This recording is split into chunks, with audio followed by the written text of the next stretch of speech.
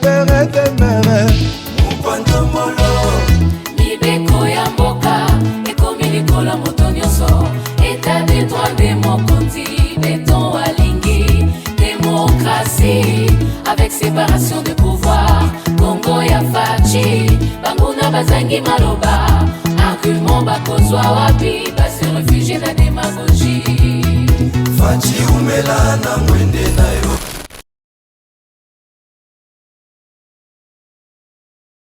Vous allez bienvenue na GCAM Télévision, fidèles abonnés, chers internautes, na Pesibino, na Tombeli Bino, Boye Malamu, na Katia émission, na Bino, Debout Congolais, bon début des semaines, Bipa Union Sobozwami à travers République démocratique du Congo, à travers les mondes, Nabolandi, émission Debout Congolais. Merci pour la fidélité, na Bino, merci pour la confiance au Bopé Sakabiso, Poto Mumela Bino. Basango ya République démocratique du Congo. Boye malamu ete ya mbo émission oyo ebanda ngai moumbu na bino nazalaka na devoir ya ko rappeler bino ba commun de mortels biso nyonso ba commun de mortels que justice ya Nzambe moto moko te aishapaka na contrôle nango. Justice ya Nzambe irataka moto te soki oko salaka mabe okanisi miso moko ya moto ezomona yo te soki oza kosala mabe okanisi oza yanke to pe oleki mokili mobimba na makasi yeba yango ke likolo na yo yanke azali yeba yango ke likolo na yo plus malin que toi existe salaka kaka malamu po lisu oyo eleki lisu ya bato mokili ezali un jour un autre tu finiras par payer les prix de tes actes. Losambo nanga tango na belelaka ezali ete yo ozala parmi bato wana te bakokendaka kobukaka mabe po oyoki oyo ezali kobima na monoko na ngai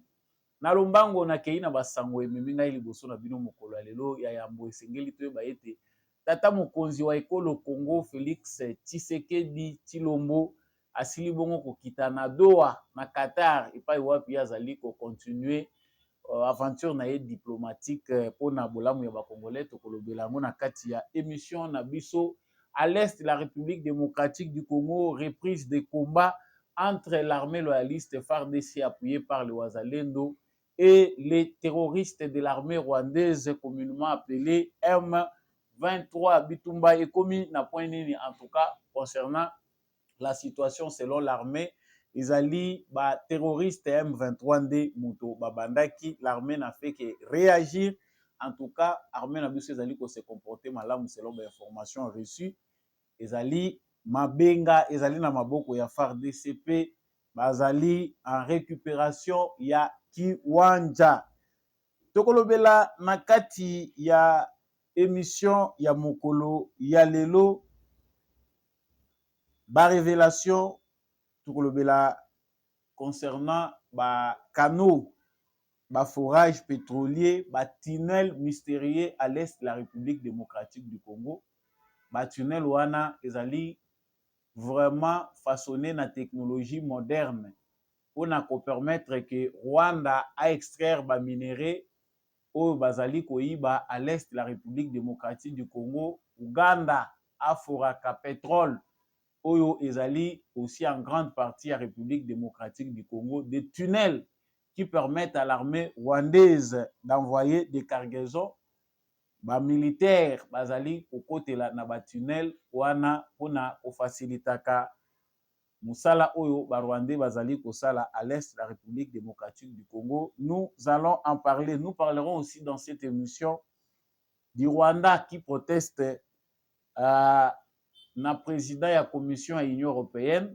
En tout cas pour les Rwandais bazali d'accord que réunion où esalemaki virtuellement le 4 mars il y a conseil de paix et de sécurité na cadre ya Union africaine bango Rwanda bazalaki invité te bazali ko exiger na président ya commission ya Union africaine a pesa bango ba explication est-ce que ezalaki important que Rwanda a participé na réunion wana tokoye bango na kati ya émission na biso toujours parlant du Rwanda tokolobela likambo ya Inde oyo a suspendre ba vol ya Rwanda Airways alobi en tout cas Rwanda Airways eko salaka lisusu te na mboka na bango, mais tomoni pe ba Rwandais na lombango bango babimisi communiqué balobi Rwanda Airways azo suspendre ba vol na ye vers l'Inde. Nini penda eleki en tout cas ezali ba soupçon ya espionnage ya Rwanda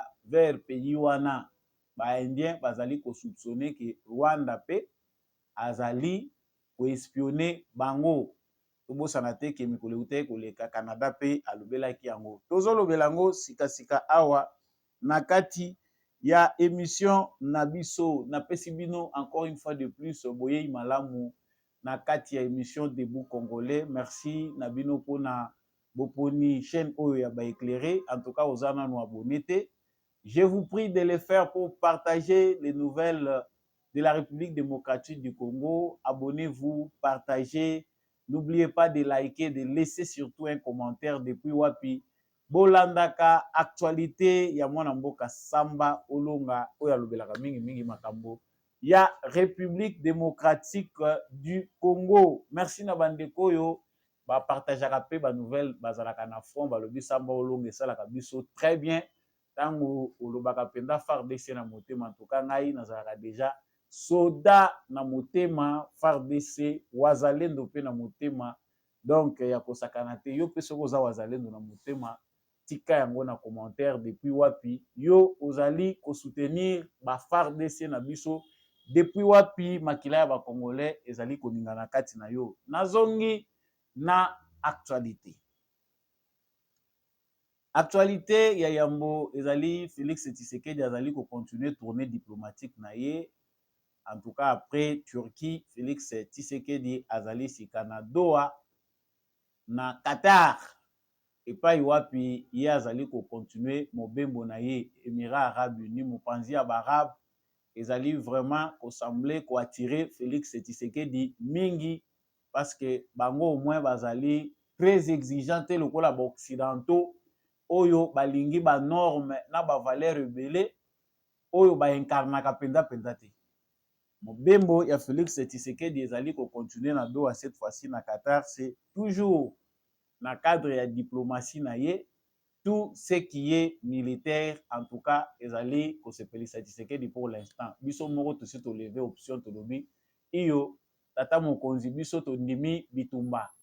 Il faut qu'on soit à disposition toutes les informations nécessaires pour que le Congo soit en ordre de bataille. Donc, ba détail mosusu important concernant Maye Félix Tshisekedi ake kosala na Doha toko yebango na émission ezali koya. Sango ya mibale oyo nazali kolobela wa ezali likambo ya reprise ya ba affrontements.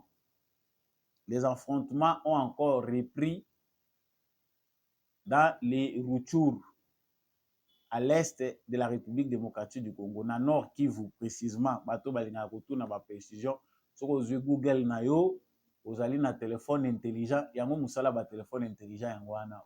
Cliquez yo moko na téléphone intelligent, Google ya map ndenge ba benga kango. Otrape Rutshuru ezaka te Samba Olonga ka ande muta banda ko détailler. Oui, c'est vrai, nous devons vous fournir des fois quelques explications, mais soki yo moko zui téléphone na yo, o cliquer kaka na Google Map, soki ezali parmi ba paramètres ya Google na yo, toki parmi ba application na yo, o cliquer o komi kaka Rutshuru Nord Kivu, soki na lobi mabenga, oyebi déjà o situer yango na téléphone intelligent pour ceux qui s'en servent, hein. Ba téléphone ya lelo et comment intelligent. Vous avez la possibilité de poser quelques petites questions et puis avoir des réponses. Lelo bandoki wana ya M23 armée rwandaise ndenge tobengaka bango balamukelaki lisusu FARDC na biso. Toyebi ke bouclier eza makasi na Masisi, bouclier eza makasi na Sake. Tomoni ba force nyonso oyo ezali impliqué sur terrain lokola armée loyaliste na biso, ba wazalendo, la SADC qui s'ajoute et la MONUSCO. Oyo bazali koluka pe balakisa quand même que bien que bazali na porte ya sortie, mais bazali quand même na quelque chose. Bazali loko bakoki kosalela biso, bango pe bazali toujours na sima wana baza kolandela. bouclier oyo esalamaki na sac ezali koempêche te que baterroriste rwandais bacontinue kolargue babombe. Tomonaki na week-end passé comment il y a encore eu des bombes. Chef d'état-major bakendaki kovisite front place oyo bamilitaire bazali bakampe place oyo bazali kozelela bitumba, mais pendant que bazalaki kokende kuna M23 aza kobeta babombe. Mosala soda yango wana chef d'état-major ya SADC bakitaki quand même sur terrain, ils ont fait leur travail. Mais tala kaka kolongwa na bango lokola ba décision bazwi ezalaki que en tout cas il faut balancer baoffensive. Mokolo elandi mbala moko baterroriste rwandais balobi bozela tolakisa bino. Mais na ngambu ya armée na biso détermination mpe ezali baza kozelaka à feu vert. Parce que les gens s'inquiètent beaucoup. Pourquoi il faut toujours attendre alors que tu as déjà un ordre de bataille? Aussi, botindi ba militaire ebele, parce qu'on précise ici que présence ya ba militaire ezali renforcer na Nord Kivu na ba coin nyonso. Ba axe nyonso ya Goma, nord, sud, sud-est, sud-ouest, l'armée a créé un bouclier pour empêcher que l'ennemi a progressé et puis pour repousser bango davantage pour récupérer le territoire na biso etikali. Ba nyangala kata wana lokola barataki balobi non il faut biso tokende ko attaquer na tongo ya lelo ba attaquer, c'est comme si bango nde mutu bapesaki go auto lancer ba opération. Biso to si toyebi langage na bango soki oki balobi l'armée congolaise est en train de bombarder les endroits les plus densément peuplés. Yeba yango ke bana wana ya Kagame nde mutu baza ko subir fait ya armée na biso. Ba bombarder ba position na bango, armée a progressé à la place, armée a sécurisé position na ye, armée a avancé. Mabenga eza na maboko ya FARDC entre Mabenga na Kiwanja ezali 18 km quand les eaux séparés. Peut-être na buto lelo Kiwanja eza déjà na maboko ya ba FARDC na biso. Ça c'est une bonne nouvelle. Souci na biso ba congolais eza que armée na biso a récupéré ba territoire na biso. Cette guerre de plus en plus toza komona ke ba ambition ya bato mususu que ça soit libanda bato bazali ko linga ko maintenir biso na complot oyo ezali ya ko distraire biso ko lekisela biso temps oyo gouvernement il faut se concentrer na ba question de développement. La guerre à l'est du Congo est une vaste blague pour ceux qui sont habitués à nous mentir pour sécuriser leurs intérêts. En vérité, il n'y a pas une guerre là ndenge ezali ko lekela ndenge tozali ko penser yango. Mais si il faut faire la guerre pour avoir la paix, en tout cas il faut la faire. Il faut kosala yango na motema nyonso. Yango nde tozali komona nazoyebisa bino basango ya bibundeleza so ya kobetaka te. Ndenge bandeko na biso ebele bazali kolanda yango makambo ya bibundeleza lisusu ya kobeta te. Le Congo est en train de convoiter, pour ne pas dire Félix Tshisekedi ou nos experts de l'armée bazali ko convoiter bibundeli nyonso ya malonga oyo ezaka na mokili. Eloko ekomi koboma biso Congo ezali kaka modernisation ya infrastructure na biso militaire, de sorte que omoni mutu oyo tozwaki awa mututi oyo tozwaki awa président na biso oyo toza kobenga lelo président à vie, sénateur à vie, président soki tozobenga président honoraire, sénateur à vie. Aucune base militaire n'a été modernisée sous l'époque Joseph Kabila. Ma base nyonso militaire eza austère, otali environnement oyoki na mao. Lelo, il faut lancer l'opération de modernisation de nos bases stratégiques et permettre que babibundeli oyo tokobanda kozwa ya malonga evandaka pe na bisika ya malonga, système ya sécurisation ya baéroport na biso elongwa na maboko ya bapaya, parce que toza obligé na moment oyo ko sous-traiter sécurité ya bapoint na biso stratégique. Ezali défi munene pour l'armée congolaise, bapaya bazali ko profiter nango pona ko critiquer biso. On ne peut pas aller plus loin pour vous donner certaines informations, mais on sait comment makamuso eza ko leka na armée na biso. L'information même que maintenant on voit ezali ba Rwandais bazali na kobanga. Na pesa ki information elekaki na ba émission passée que l'ONU est en train de partir, la stratégie de l'armée congolaise, la stratégie du gouvernement congolais, comment faire pour ramener l'armée congolaise à niveau nango, il y a déjà des soupçons de l'autre côté.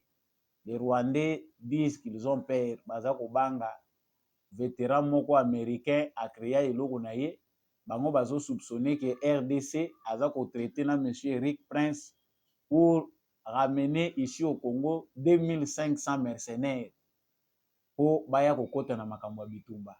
Et non seulement cela, ba mercenaires wana ba faciliter pe acheminement ya ba matériel. Mais bino bozo mona ngo ezopesa bino pasi. Biso toza na Congo, bino boza na Rwanda, ba musu baza na Europe. Comment affaire ya Congo, même si c'était vrai qu'on dérangeait bato. Et qu'on dérangeait biso, même si na moment où biso ezosenga to utiliser procédure nini pour mettre fin à cette guerre, en tout cas, il faut le faire. Oh non te omoni Tshisekedi ntango oza kocontacte ba entreprise wana privé bakoya ko se transformer en exploitant ba mine wana ekokoma na bango bakobanda kozwa ba mine yango bino bozopille te. Chaque jour ici les États-Unis pillent, l'Europe pille, tous les pays, même les pays africains ont aussi profité baza kopiller. Maintenant biso tozoluka solution oyo ekozala rapide. Tout la bino na diplomatie, tout la bino boya répondre, ba communiquer, il y a compassion à l'okuta. Vous allez comprendre que vous allez communiquer en responsable, certaines informations ne sont pas beaucoup étalées, mais le président Félix Tshisekedi est en train de faire souffrir son cerveau avec ceux qui l'entourent, ceux qui ont cette bonne volonté-là de faire souffrir leur cerveau pour le pays. Eza na ba stratégie eza kozwa na dimension nyonso ndenge Congo akobima plus fort à la fin de cette guerre. Eza na ba diversité oyo irandaka mutu puissant. Moi je dis souvent à grand destin de grands défis. Soki destin na yo ezali po ozala mutu moko munene makasi yebango ke bitumba pe ozalaka na taille ya destin na yo. Le Congo a un destin glorieux, le Congo a un grand destin. Taille pe ya ba défi ya Congo ezaka na munene ya destin au Congo ezana. Voilà pourquoi. Donc expérience oyo armée na biso azali kozwa na phase oyo final ezali expérience moko ekosala na armée na biso armée moko plus puissante, même so baninga bazoya kosunga biso, mais armée na biso ezali ko se réformer na expérience moko difficile oyo ko forger armée ya futur na biso. Donc félicitations na bana mboka ndenge bozali ko continuer ko bunda bitumba. Et ici on nous signale que même ezana ba terroriste baza ko kima déjà kiwanja bazo kende Bunagana. Balongwe kiwanja bamoni ke moto eza ko avancer déjà na kiwanja balobi te. Il faut ko kimela déjà na Bunagana pona Bunagana a deux pas à un pas ya Uganda. Soki yindi na Bunagana mbango bakotaka na Uganda. Uganda qui est aussi un complice. Parce que tulubaka mingi Rwanda mais Uganda tulubelaka ngote. Je reviens tout de suite là pour na kopesa ba information mususu. Donc comprenons que makambo ya reprise ya affrontement ezali malamu, mais les Congolais souhaitent que notre armée puisse anticiper. Tozelaka kaka te ba attaque. Non, il faut des fois biso peto lansaka. Ezate ke biso to bando sala ndeko moko a rassurer nga lobi ke reprise stratégique ekozala lisusu te. Eza suna bato mususu bakokangama lisusu awa bato basalaka ke armée esalaka ka ba reprise stratégique au noter to replier pour to benda ennemi na profondeur. C'est souvent que ça se passe comme ça. Et zo mona ngwa ba bendi na profondeur omoni pe localité wana ki itikali nango na maboko ya banguna. Cette fois-ci tout est mis en œuvre pour que ces traîtres là bazwa lisou li dessous.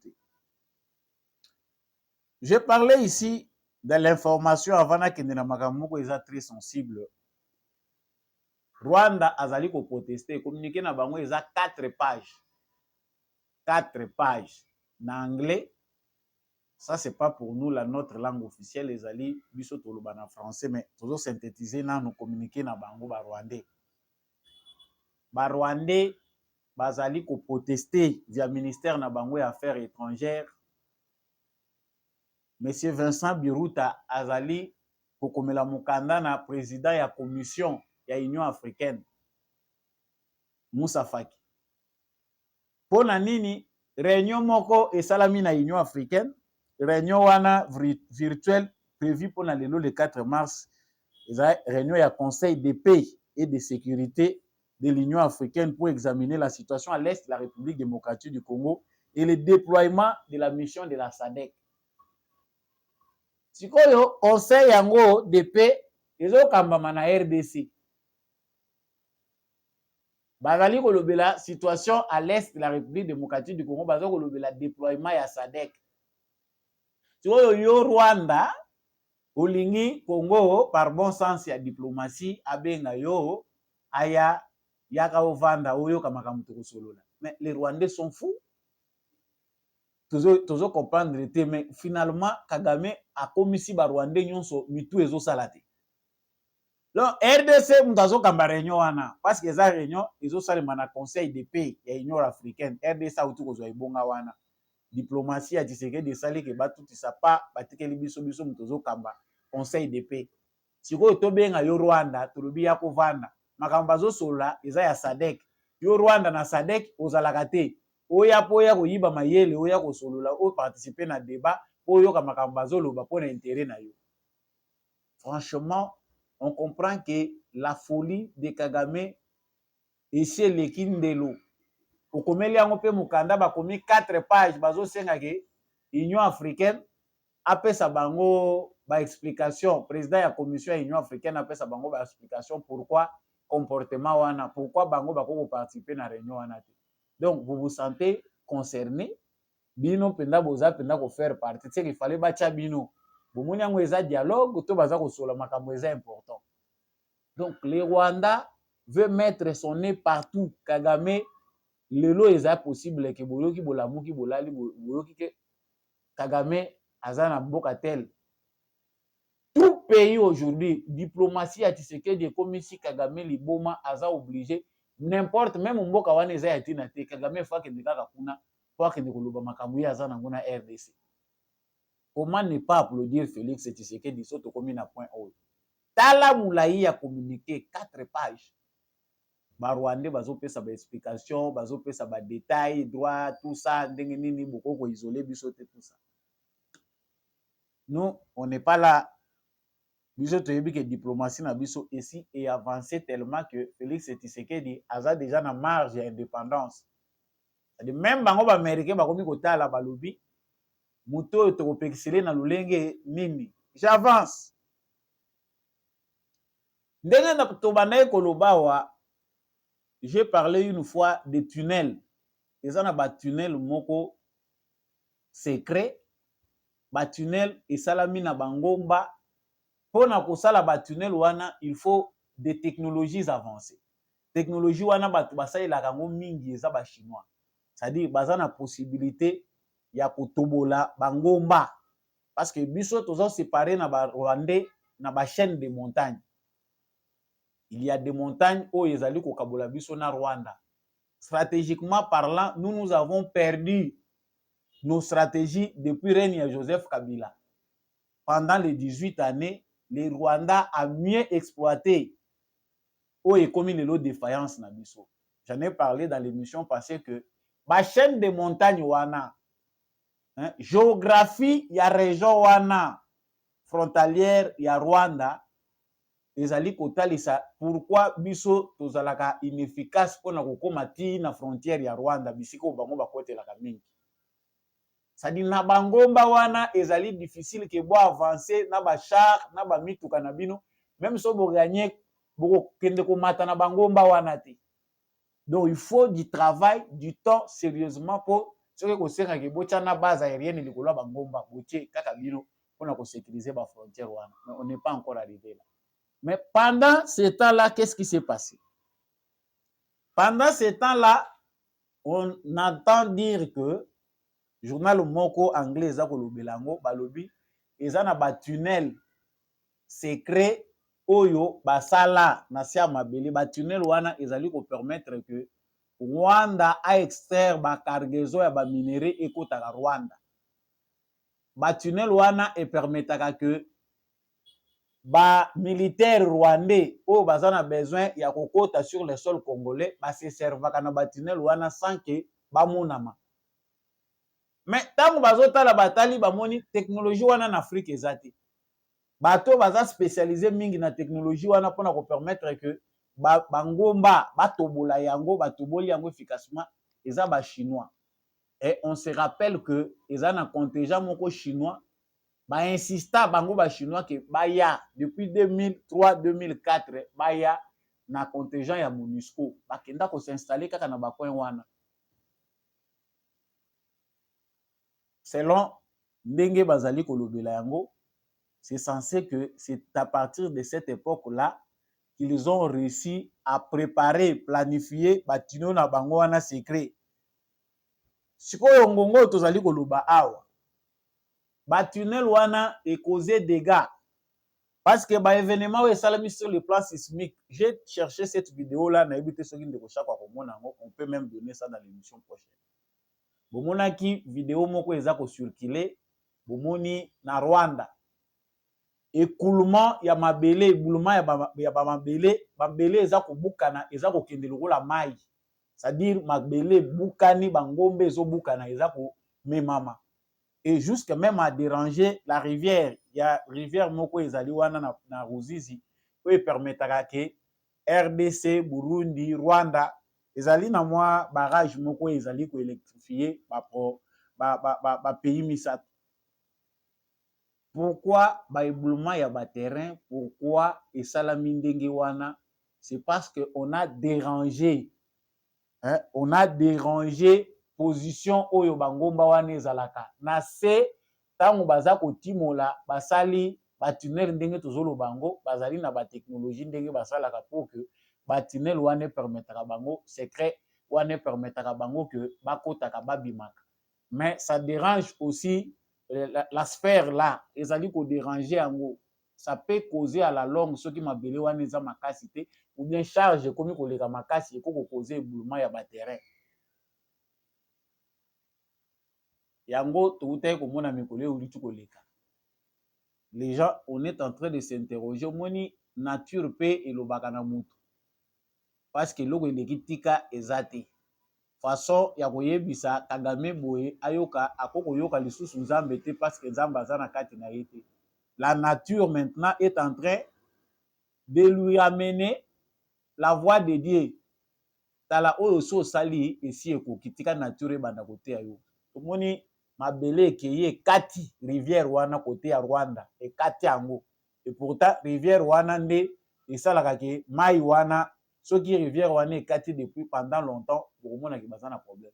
Ils avaient encore l'intention ya ko continuer kotimola parce que bamoni ke il faut basala ngo lisusu. Na kotimola ka mingi wana yango ba créer éboulement ya terrain, ba empêcher rivière wana ke écouler ndenge écoula. Donc tant toza kolobawa oyo ezalaki caché yango ebimi libanda. Les puissances, les grandes puissances ont tous participé. La Chine est présente au Congo. Chine peut aza na kati ya bamine. Chine aza pe ko collaborer d'une certaine manière na Rwanda. On ne peut pas écarter cette hypothèse là. Ndenge tozali lelo ko solana ba chinois, ndenge ba chinois pe baza na politique na bango.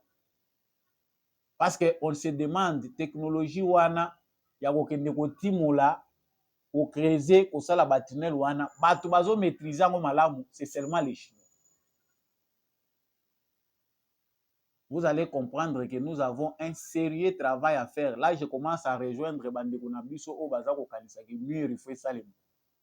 Mais mur ezaka ka solution définitive té. On peut avoir un mur mais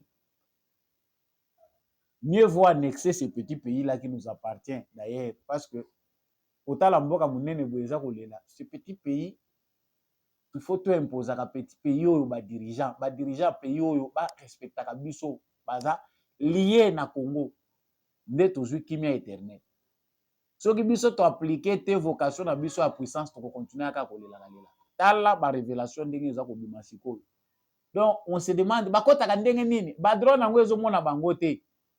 Donc plus Congo aza kokendaka na kolukaka ba matériel sophistiqué ya kolinga koyeba ko contrôler parti wana lelo monaki bibundeleza kaka ba drone te Congo akei pe jusque na aviation de pointe oyo ezopermettre ke boza kocontrôle baespace wana nyonso bamouvement. On a découvert que fuite eza partir à Rwanda na bangomba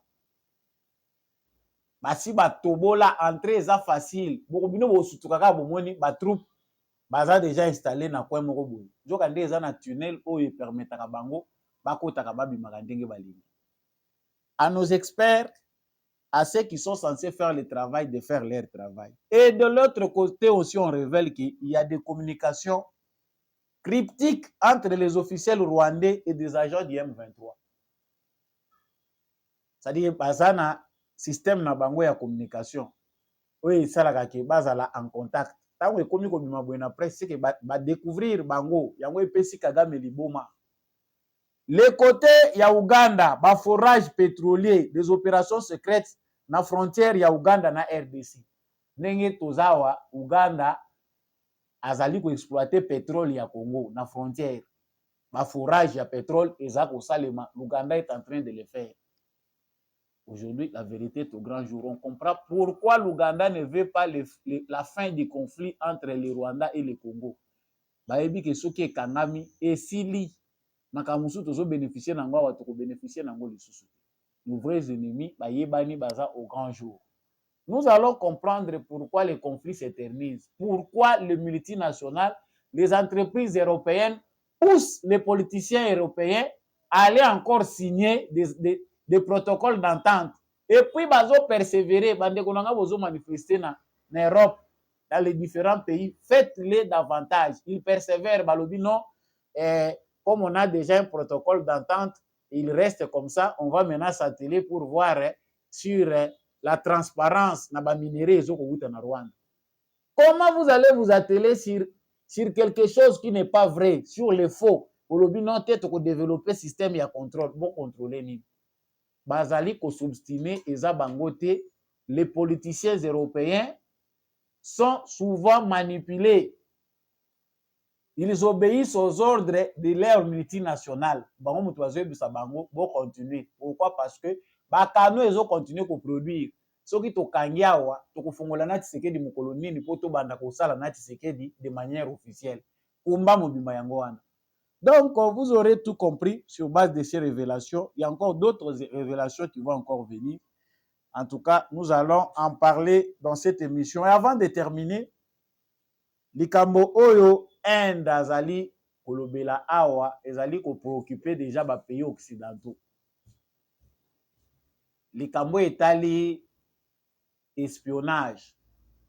Tomoni ba indien balobi Rwanda Rwise ekoya lisusu na mabele na biso te. C'était une mauvaise idée lorsque le président a voulu l'ouverture pour voir la bonne foi, bonne volonté à Rwandais d'accepter que Rwanda Rwise et Tchamakolo na Congo. Nous avons encore là commis eloko moko oyo toyebi te ndenge ni chaque fois bato oyo baza censé ko travailler na Rwanda Rwise, il faut kaka soit ba militaire, soit ba agent à service à renseignement. Organisation ya modèle ya ndenge wana ipa ba Rwandais na service à renseignement na ba. C'est-à-dire muto akoko travailler na société wana il faut azala kaka ya service à renseignement parce que bango politique na bango evandi na infiltration. Inde soka découvrir nini atali alobi te. Déjà na Canada baza kolobela ngo bien que ba officiel ba canadien pardon bavandi kimia bazolinga kolobela ngo te ezoloba menacé na se parce que bayebi que baza complice et ko exposer vulnérabilité ya mboka na bango face à un petit dictateur qu'ils ont fabriqué eux-mêmes. Donc ndenge toza koloba wa, il y a un silence des Américains, des Canadiens, des Européens sur les problèmes de l'espionnage oyo bazali ko accuser nango Rwanda. Déjà au Canada, ça s'est fait savoir que le Rwanda envoie des espions qui pénètrent dans les systèmes de ces pays-là pour na ko traquer ba Rwandais oyo bazali contre le régime na. Et non seulement ça, qui sait s'ils peuvent aller encore plus loin. Ndenge toza koloba wa système des Nations Unies na maboko ya Kagame, système ya banani. Or bango bayebi ka espionnage eza nango pona ba grand pays. Inde kati alobi ba via Rwanda qui tala lisusu awate ba Rwanda ba weleli mbangu bazui communiquer basali balobi non a tozolo ba le communiquer dans 15 jours Rwanda Airways bando kita lisusu na NDT bato baluka modèle ni ba s'informer pona koyeba formalité procédure nini po bao basi basombaki ba billet na bango ba zala rembourser ba indien ba comprendre que oyo bato ya ko traiter na bango ti Kagame bimisi erreur naturelle ya batuti. C'est que ata ozo traiter na lolenge ya malamu, il va toujours chercher à vous nuire quelque part alia yo senase. Les Indiens ont finalement compris que o eza société à traîtrise to kokotisa nde ba Rwandais na kati ya système na biso bako risquer bazui pe makambo ba memeli ba américain. Oyo baza bato toko chate. Et surtout que Inde azana kati ya ba BRICS.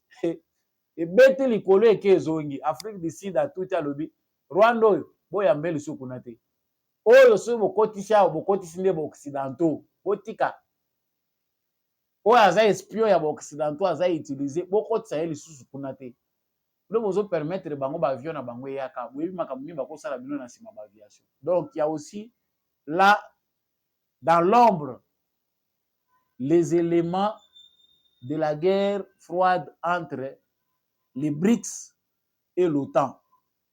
Ba force ya OTAN baza kobunda na makasi bayebi déjà que BRICS oyo ezokende na lire ezokende bakose militariser pe bakozala pe na besoin que baétendre cercle na bango ya influence. Les BRICS quelque part bazali salutaire mpona biso baafricain même si ezali vision moko à revoir avec le temps soki biso mboka monene lokola Congo tozwi pe position ya malonga par rapport ya dimension na biso na vocation oyo ya biso kozala puissance.